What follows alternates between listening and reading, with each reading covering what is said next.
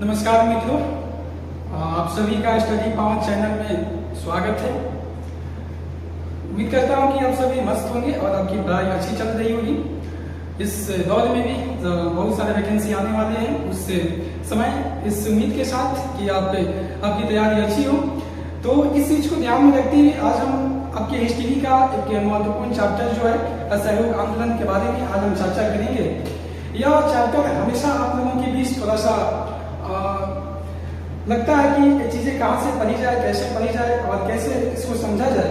तो इन सब चीजों को समाधान करने के लिए हम ये चैप्टर जो टॉपिक्स है आप लोगों के लिए मैंने लाया है और इसको हम आसानी से समझेंगे, काफी बेहतरीन तरीके से समझेंगे कि असहयोग आंदोलन क्या है और क्यों हुआ था। ठीक है, तो चलते हैं टॉपिक्स पर, बात हम करते हैं कि इस आंदोलन के बारे में। तो सबसे पहले हम ये समझते हैं कि इसका वजह क्या थी, कारण क्या था, है ना। तो कुछ चीजों को हम लोग ध्यान में रखकर पढ़ेंगे। तो सबसे पहले हम ये जानेंगे इसके कारण के बारे में कि वो कारण क्या था जिसकी वजह से असहयोग आंदोलन हुए। तो देखिए, इस आंदोलन की शुरुआत होने की कोई खास वजह नहीं थी। ऐसा नहीं था कि गांधी जी के मन में विचार था कि असहयोग आंदोलन कर ही लेना है, बल्कि देश में ब्रिटिश सरकार के द्वारा कुछ ऐसी परिस्थितियां तैयार की गई जिससे गांधी जी को लगा कि नहीं, हमें देश में जागने और ब्रिटिश सरकार के विरोध एक ऐसा आंदोलन करने की जरूरत है कि ब्रिटिश सरकार को लगे कि भारतीयों के पास भी अपनी क्षमता और उनके पास कुछ बुद्धिजीवी बलों का भी अपने पास है, एक बौद्धिक ज्ञान भी है। इस भ्रम को दूर करने के लिए ब्रिटिश सरकार को गांधी जी ने इस असहयोग आंदोलन के माध्यम से एक अहिंसक गतिविधियों के सहारे उन्हीं ने चेतावनी जारी कर दी है कि हमें बिना हिंसा के सहारा के हम ब्रिटिश सरकार को भारत से मुक्त करा के ही रहेंगे। तब जाकर असहयोग आंदोलन जैसे मूवमेंट के हमारे देश में शुरुआत होने की स्थिति बनी। तो सबसे पहले हम ये जानने का प्रयास करेंगे कि कारण क्या रहा, जो मूल वजह थी। देखिए, असहयोग आंदोलन को हम जन आंदोलन भी कहते हैं। इसको हम एक और भी बात बोल देंगे, इसको हम जन आंदोलन भी बोलते हैं। जन आंदोलन, इसको हम जन आंदोलन भी कहते हैं। आखिर हम इसको जन आंदोलन क्यों बोलते हैं?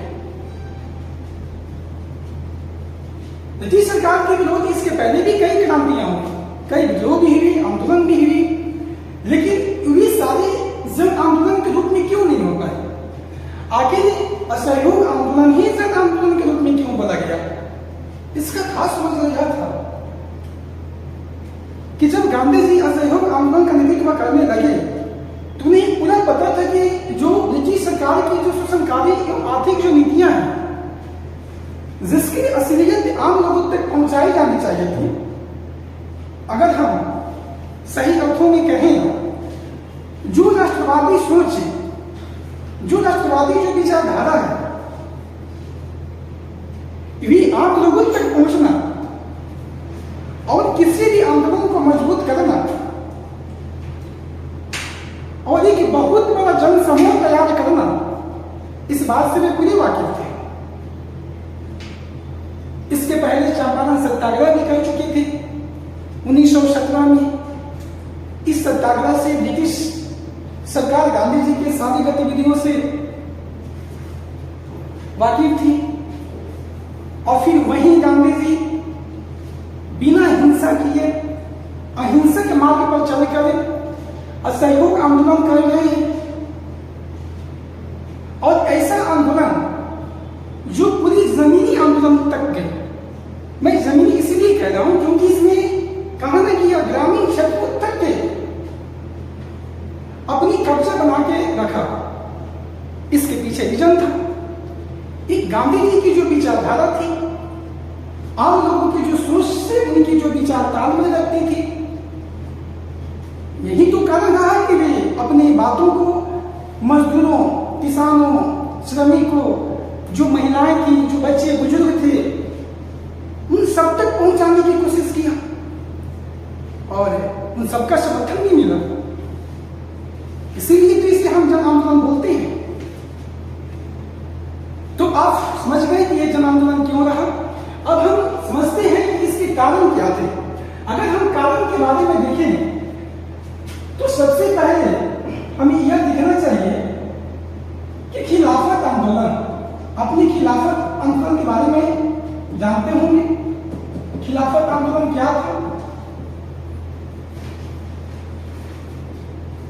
उसके बाद अगर हम देखें तो रॉलेट सत्याग्रह, रॉलेट सत्याग्रह के बारे में भी आप लोग जानते होंगे। रॉलेट सत्याग्रह का बंद होना सीधी सी बात है, इस पर हम बारी बारी से चर्चा करेंगे कि है क्या। उसके बाद होम रूल आंदोलन के बारे में भी आप जानते होंगे। होम रूल लीग आंदोलन, ये आंदोलन बाल गंगाधर तिलक के बेनीवेशन के नेतृत्व में शुरू की गई थी। इसका मुख्य उद्देश्य था स्वशासन, स्वशासन की प्राप्ति। उसके बाद अगर हम अन्य कारणों के बारे में देखें तो सबसे जो महत्वपूर्ण कारण था वह था जालियांवाला हत्याकांड बाग। जालियांवाला हत्याकांड बाग आप लोग नाम सुनो लीजिएगा। जालियांवाला हत्याकांड भारतीय इतिहास में इतनी खूंखार और ब्रिटिश सरकार के द्वारा नौशहान कभी नहीं देखा गया। तो जालियांवाला हत्याकांड बाग। उसके बाद अगर हम देखें तो प्रथम विश्व युद्ध भी एक वजह रही। हम बताएंगे प्रथम विश्व युद्ध से क्या कारण रहा, इसकी मतलब क्या था। प्रथम विश्व युद्ध के कारण देश की जो आर्थिक गतिविधियां थी वह बिल्कुल ध्वस्त हो चली थी। ब्रिटिश सरकार जो प्रथम विश्व युद्ध में जो मित्र राष्ट्रों की ओर से लड़ रहा था, उस युद्ध में काफी धन संपत्ति की हानि हुई और इसका सीधा सा असर हमारे भारतीय अर्थव्यवस्था पर देखने को मिला। और ब्रिटिश सरकार अपनी अर्थव्यवस्था को सुधार करने के लिए हमारे भारतीय लोगों पर कर का आरोपण और यहाँ पे खाद्य पदार्थों की महंगाई में वृद्धि इसकी मूल वजह मानी गई। तो हम देखें तो सबसे पहले यहाँ पर महंगाई, उसके बाद कर में वृद्धि, यानी जो टैक्स किसानों पर लगाए जाते थे उसमें वृद्धि की गई। ये सारी वजह रही। तो आपके सामने ये सारी वजह दिख रही है कि इस सारी परिस्थितियां ही गांधी जी को असहयोग आंदोलन शुरू करने के लिए मजबूर किया। अब हम बात करते हैं कि खिलाफत और असहयोग आंदोलन की क्या तालमेल है। आपने सुना होगा कि असहयोग आंदोलन का जो जन्म है वह खिलाफत आंदोलन की पृष्ठभूमि में तैयार हुआ। इस बात में कोई दो राय नहीं है। बात सच्चाई है कि खिलाफत आंदोलन जब हुआ तो उस समय गांधी जी खिलाफत आंदोलन की एक नेता के रूप में मुस्लिम जो समुदाय थे एक नेता के रूप में उभरे थे, उनका लीडरशिप में उभरे थे। सच्चाई यह है कि खिलाफत आंदोलन हमारे देश के या हमारे देश के खिलाफ नहीं था। यह हमारे देश की जमीन भी जरूर हो रही थी, लेकिन इसका सीधा सा लक्ष्य ब्रिटिश सरकार यानी जो मित्र राष्ट्र थे, जो प्रथम विश्व युद्ध में जो विजय हासिल किए हुए थे, यानी जो ब्रिटेन था उसके खिलाफ था। आखिर हम समझेंगे कि आखिर गांधी जी क्यों ऐसा किए। उस स्थिति में जब हमारे देश में सांप्रदायिकता की लहर दौड़ पड़ी थी, जब 1906 में मुस्लिम लीग की स्थापना हो रही है, 1909 में पृथक निवाचक व्यवस्था की स्थापना, जहां पे एक सांप्रदायिकता की एक अलग ही लहर दौड़ चल पड़ी। और उस स्थिति में गांधी जी खिलाफत आंदोलन का नेतृत्व कर रहे हैं, यानी हिंदू मुस्लिम भाई को एकजुट करके भारत में एक अलग स्वराज की लहर हो, उस चीज की स्थापना करना, एक हिंदू मुस्लिम भाई के बीच अदालत को स्थापित करके भारत की एक अलग ही संविधान को करना, इन सब चीजों को उन्होंने खिलाफत आंदोलन के तहत एक दिशा दे दी।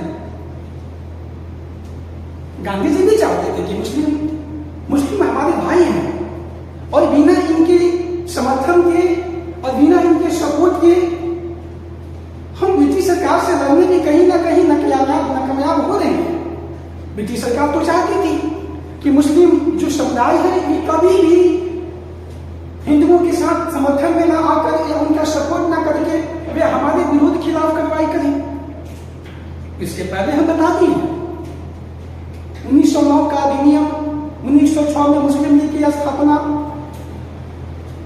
बंगाल का विभाजन 1905 में, इसके पीछे रीजन नहीं था कि हिंदुओं के खिलाफ मुस्लिमों को खड़ा करना।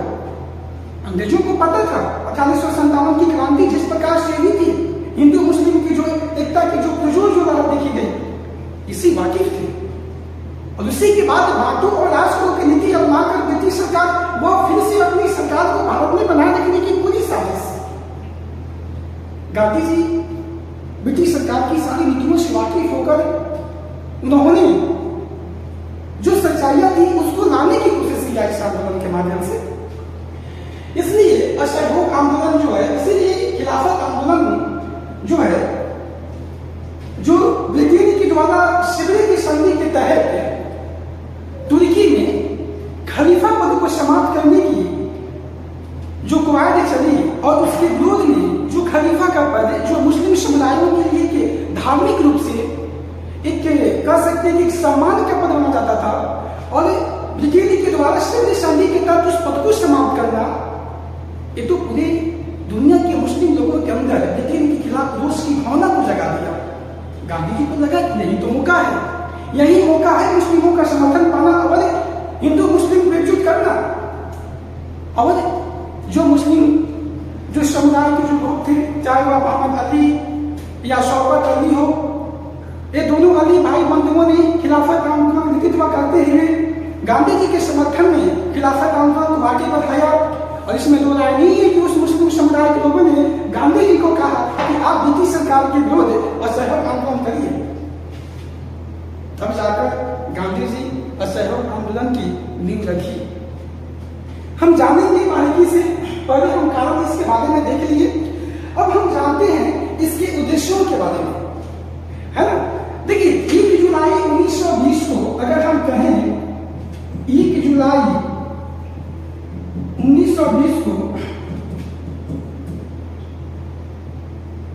असहयोग आंदोलन की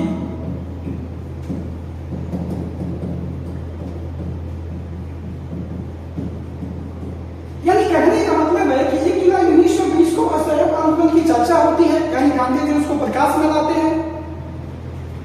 और इसे 1 अगस्त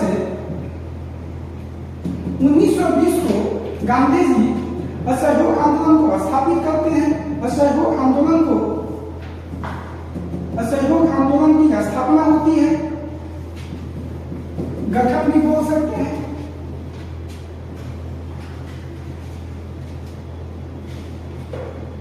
ये तो हम इसके बारे में, कारण के बारे में जान लिए।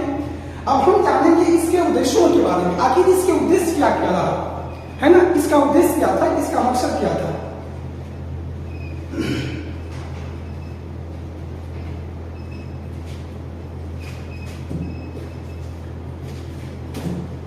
तो अब हम इसके उद्देश्यों के बारे में जानते हैं। इसके बाद और भी इसके प्रस्ताव के बारे में सब जानेंगे बारीकी से, जो भी जिस अधिवेशन में हुआ, कब कैसे हुआ, 71 नागरिकों में कैसे, एक हम मतलब एक सीरियल से चलते हैं, ठीक है। तो अब हम जानते हैं इसके उद्देश्य कैसे, उद्देश्य क्या था।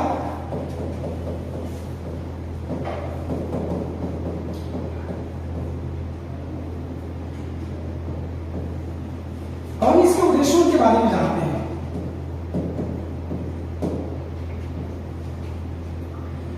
देखिए इसके पहले बारे में बता चुकी है कि जो हमरूल आंदोलन हुआ उसका मुख्य लक्ष्य था स्वशासन की प्राप्ति।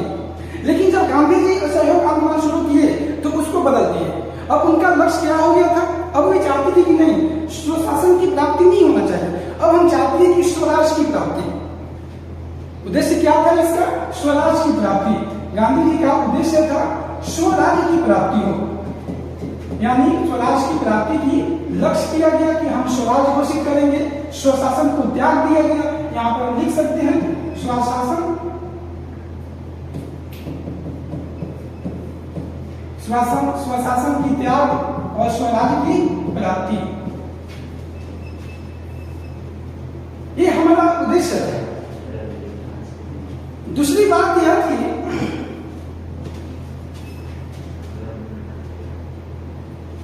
तो स्वराज की प्राप्ति, स्वशासन की त्याग की गई, ये हमारे उद्देश्य में था। उसके बाद हम देखें तो खिलाफत आंदोलन को न्याय दिलाना, जो खिलाफत आंदोलन हो रहे थे उसको न्याय दिलाना,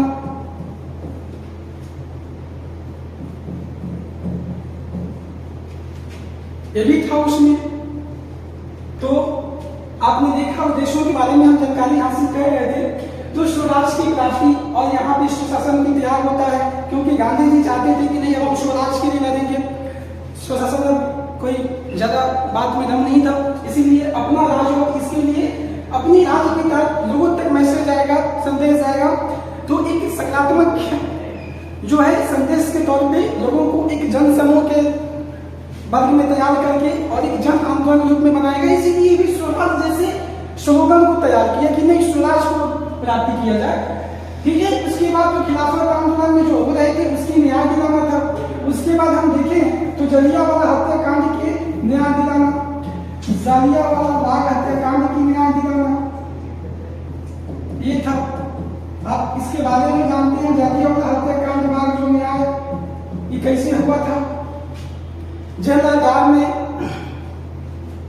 रौलट एक्ट के कानून के तहत जलियांवाला बाग में इकट्ठा हुए वैशाखी पूर्णिमा के दिन हजारों लोगों पर बिना परमिशन, बिना अनुमति, बिना कोई नोटिस दिए अचानक वहां पहुंचना और लोगों पर लगातार गोलियों की बौछार करना और हजारों की संख्या में लोगों की मृत्यु हो जाना, ऐसी घटना कभी नहीं देखी गई। उसके बाद जो जनरल डायर जो गोली चलवाने का आदेश दिया था कि तब तक गोली चलाओ जब तक तुम्हारे बंदे की गोली खत्म ना हो जाए, इस तरह का आदेश हमारे भारतीय लोगों की गोली चलाने पर था। ब्रिटिश सरकार की ऐसी दबंग गई और जनरल डायर को उस पर कोई किसी प्रकार की कोई कार्रवाई नहीं। उसकी जांच के लिए जो कमेटियां भी बनी वो भी उसके खास तौर पे जो एक उसे जो सजा मिलनी चाहिए था वो भी नहीं मिल पाया। अलग बात है कि उसे जो है उस पद से निष्कासित कर दिया गया। तो क्या हुआ निष्कासित करने से? कुछ तो हुआ नहीं, बल्कि जब उसे भारत से अपने ब्रिटेन भेजा गया तो उसे सम्मान के साथ भेजा गया। इस बात को देखकर हमारे देश के उद्यम सिंह काफी बौखला गए और ब्रिटेन में जाकर जनरल डायर को ठोक दिया। ये बदला था हमारे उद्यम सिंह का। भले उद्यम सिंह 1940 में उन्हें सजा दी गई, अलग बात है, फांसी दी गई। तो जलियांवाला बाग हत्याकांड ये था, उसका एक अलग चीज था। इसके बारे में देखिए, तो ये हमारा उद्देश्य था। ये जो क्या है ये उद्देश्य है। अब हम जानते हैं इसके प्रस्ताव के बारे में।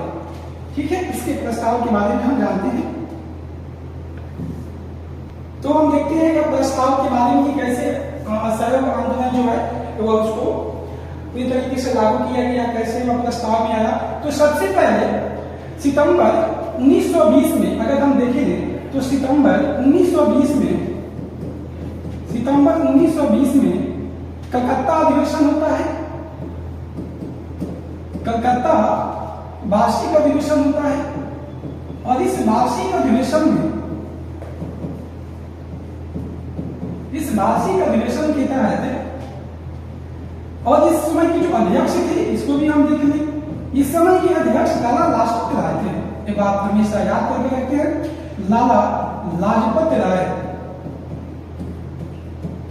इन्होंने अध्यक्षता की और इसी समय असहयोग आंदोलन की जो है थोड़ी सी पुष्टि कर दिया। असहयोग आंदोलन की पुष्टि याद करने का मतलब है कि असहयोग आंदोलन अब शुरू होने वाली है, इस बात की पूरी जानकारी जो है दे दी। असहयोग आंदोलन की पुष्टि हुई।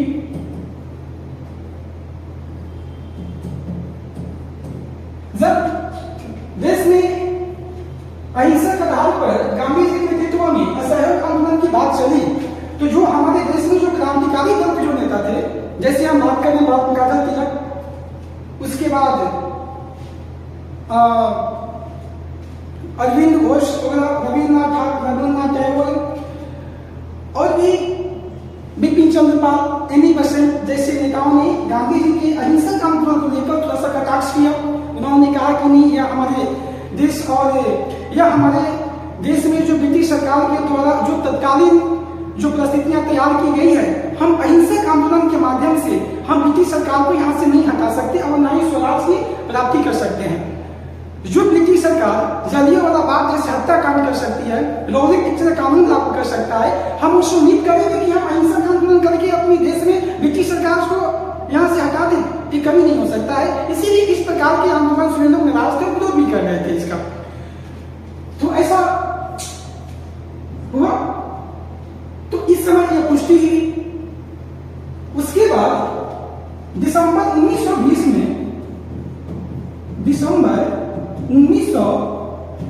में नागपुर अधिवेशन होता है। नागपुर अधिवेशन होता है और इस अधिवेशन के तहत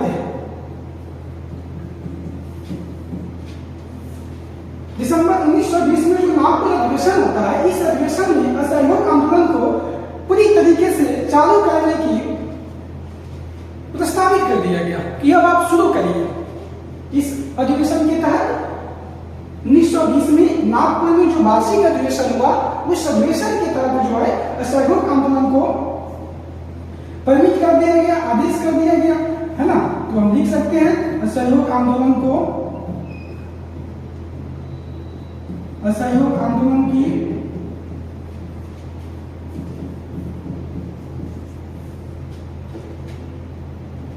लिख सकते हैं असहयोग आंदोलन की शुरुआत किस अधिवेशन के तहत हुई? तो वार्षिक अधिवेशन के तहत हुई। कब से? दिसंबर 1920 में। और यहां से गांधी जी ने, जो हम पहले बताए, यहीं से जुड़े उन्होंने अपना उद्देश्य भी रखा था।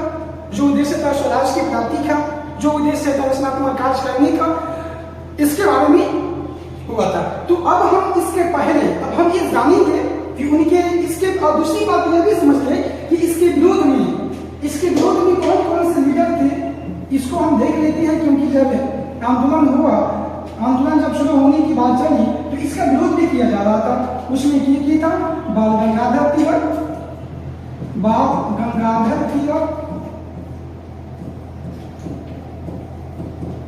उसके बाद बिपिन चंद्र पाल थे, एनी बेसेंट थी,